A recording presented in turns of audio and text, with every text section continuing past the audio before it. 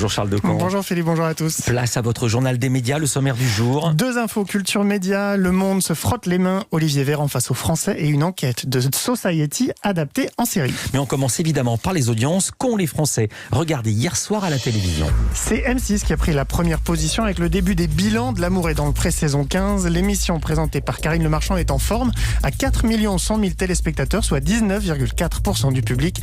Elle est aussi largement leader sur les femmes de moins de 50 ans, à 27% de part d'audience. France 2 est deuxième avec le téléfilm policier Quand sort la recluse avec Jean-Hugues Anglade, au compteur 3 500 000 téléspectateurs, soit 14,9% du public. Et comme chaque lundi depuis un moment, TF1 est troisième et faible, avec une rediffusion de la comédie romantique Un bébé pour Noël avec Laetitia Milo, 2 500 000 personnes, soit 11,3% du public. Culture Média. Et on commence ce journal des médias avec une info culture média. Oui, on va vous révéler le sujet du dernier numéro de l'année de Society, un sujet mystérieux sur lequel le magazine distille des indices depuis samedi. Le dernier en date publié cette nuit était assez clair. 3 poteaux de bois installés dans la mer. Vous l'avez compris, pour son dernier numéro de l'année, Society a décidé de s'intéresser à Koh-Lanta. 2 journalistes ont enquêté pendant plusieurs mois sur ce phénomène télévisuel. 6 300 000 téléspectateurs pour la finale vendredi dernier sur TF1, dont 44% des femmes de moins de 50 ans. Pour n'importe quel programme, c'est un succès. Pour une émission qui s'apprête à fêter ses 20 ans, c'est inespéré. On a demandé à Théo Denmat, qui a co-signé le sujet, ce que Society avait voulu faire en se penchant sur le jeu d'aventure de TF1. La genèse du papier, c'est d'essayer de comprendre l'historique de l'émission, c'est-à-dire comprendre comment est-ce qu'elle est arrivée en France dans un second temps, mais d'abord comment est-ce qu'elle est arrivée à la télévision, suédoise puis américaine, et puis effectivement essayer de comprendre, de piger pourquoi est-ce que tout le monde regarde ça en ce moment, quoi. Il y a plein de questions qui se posent. On est dans une époque qui est très sujette aux théories du complot, par exemple, et on peut voir que ça n'échappe pas à Koh-Lanta. Une des grandes questions des téléspectateurs, c'est toujours de savoir si, par exemple, les caméramans aident les candidats à trouver des colliers, à trouver des poignards. Et donc effectivement, on essayait aussi, à travers ce sujet, de déceler s'il n'y avait pas un petit peu des failles de production. Et il se trouve que l'émission est plutôt réglo. La question de l'authenticité du programme s'est donc beaucoup posée, qu'il s'agisse de la production ou du comportement des candidats. L'autre journaliste qui a co-signé le reportage, Emmanuel Andréani, a expliqué à Louise Bernard qu'il existait bel et bien une forme de trucage. Non, il n'y a pas de trucage dans le sens où les candidats ne sont pas des acteurs, ils ne sont pas aidés par la production, etc. Mais il y a quand même au-delà de tout ça, quand on prend un champ plus grand, un plus grand trucage encore, qui est que aujourd'hui, une vraie île déserte coupée du monde, c'est compliqué. Et le fait de retranscrire cette impression-là à la télévision, ça demande quelque chose de tout un dispositif qui est d'une ampleur folle. Il y a en fait en coulisses tout un énorme barnum, donc de 200 personnes sur place qui passent des mois de préparation. Il y a un régisseur qui nous expliquait qu'il fallait parfois installer des cordons de sécurité autour des îles pour pas que des bateaux passent dans le champ, pour donner vraiment la sensation d'île déserte.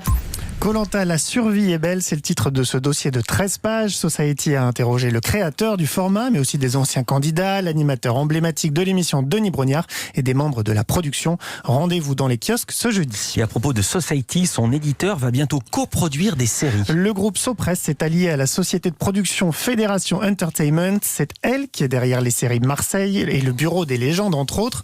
Ce partenariat va permettre à Sopress d'adapter certains de ses articles ou de ses enquêtes en série, mais aussi en documentaire ou en film. Et pour leur premier projet, les 2 entités ont sans surprise parié sur l'enquête consacrée cet été par Society à Xavier Dupont de Ligonnès. Elle avait permis au magazine de battre des records de vente cet été. Elle fera prochainement donc l'objet d'une série. Et un livre va sortir sur les fêtes, édité par Sopress au sujet de l'affaire Xavier Dupont de Ligonnès. Presque toujours, les abonnements numériques au journal Le Monde se sont envolés en 2020. Plus 52% par rapport à l'an dernier. Le quotidien devrait terminer l'année à 350 000 abonnés numériques, auxquels s'ajoutent 100 000 abonnés à l'édition papier, des chiffres donnés par Le Monde à CB News. Résultat, le journal espère atteindre son objectif du 1 million d'abonnés plus tôt que prévu, fin 2023 au lieu de 2025. Ce seuil lui garantirait une stabilité financière plus grande et lui permettrait d'être moins exposé aux aléas du marché publicitaire. Et à propos de pub, le marché publicitaire devrait fortement rebondir en 2021. C'est ce que prévoit Magna, la branche d'études de l'agence publicitaire Media Brands. Les investissements publicitaires devraient augmenter de près de 10% l'an prochain. Une très bonne bonne nouvelle pour le secteur, après une lourde chute de plus de 7% en 2020. Le Focus Programme du jour, Charles, c'est un nouveau numéro de la grande confrontation ce soir sur LCI. Dès 20h45, David Pujadas sera aux commandes de ce prime événement consacré au vaccin contre le coronavirus. Face à lui, le ministre de la Santé, Olivier Véran, afin d'évoquer la stratégie de la France en matière de vaccins, mais aussi de réagir à la situation actuelle.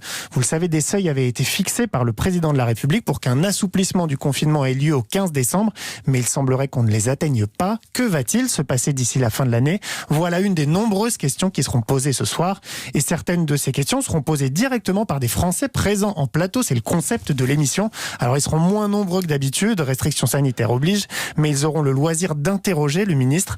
David Pujadas a évoqué avec Louise Bernard les thèmes qu'ils évoqueront.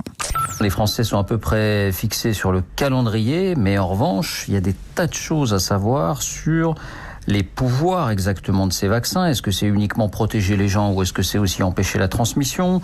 Sur le degré de connaissance du vaccin, les données, qui a les données exactement pour se faire une idée, sur les effets secondaires éventuels, sur tout le reste. Il y a énormément de questions sur les labos, sur la rapidité d'évaluation de ce vaccin. Donc il y a 1000 questions suite à l'annonce de ce plan vaccin jeudi dernier. La grande confrontation, c'est ce soir à 20h45 sur LCI. Et une autre information Culture Média, Charles Decamp. Oui, le prélancement à 13h du site de Jean-Pierre Pernaut, jpptv.fr. Vous pourrez vous préinscrire dès aujourd'hui. Lancement du site le 18 décembre, c'est la date du dernier 13h de Jean-Pierre Pernaut. Et Jean-Pierre Pernaut qui sera notre invité la semaine prochaine. Tout à fait autre chose, les grandes marques se sont mobilisées pour le Téléthon. 650 000 € nets ont été récoltés ce week-end grâce à des écrans publicitaires qui avaient été ouverts exceptionnellement par France Télévisions. Une somme en hausse sur un an, annonce France TV Publicité, et qui sera reversée intégralement au Téléthon. Ça tombe bien parce qu'en cette période compliquée, les dons, eux, sont en baisse. Un peu plus de 58 millions d'euros ont été récoltés ce week-end, soit quand même 22% de moins que l'an dernier. Au passage, je rappelle qu'il est toujours possible de faire un don au Téléthon en appelant le 36 37.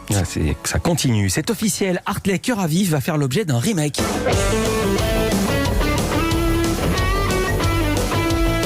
C'est Netflix Australie qui a commandé un reboot de la série australienne culte. 8 épisodes seront tournés l'an prochain pour une mise en ligne en 2022 sur toutes les déclinaisons locales de Netflix, y compris en France. Lancée en 1994, cette série pour ados s'était différenciée des productions américaines par son réalisme. En France, ces 210 épisodes ont été diffusés de 1995 à 1999. Et on termine ce journal avec un peu de joie de Noël. Oui, Eva Rock nous en parlait hier sans forcément le recommander. Maria Carré a dévoilé vendredi dernier sur Apple TV+, une émission spéciale à la frontière entre variété et fiction. Et les abonnés à la plateforme de streaming ont répondu présent. Selon Apple, ce Christmas Special s'est hissé en tête des programmes les plus vus sur la plateforme dans pas moins de 100 pays. L'occasion parfaite pour se quitter en musique. Non, c'est pas possible. Et on va pas l'entendre, on va pas l'écouter tous les jours. J'ai prévu de vous le repasser jusqu'à fin décembre. C'est pas possible. Merci beaucoup, Charles Decamp. Je vous dis pas bravo. On vous retrouve demain pour un nouveau journal des médias.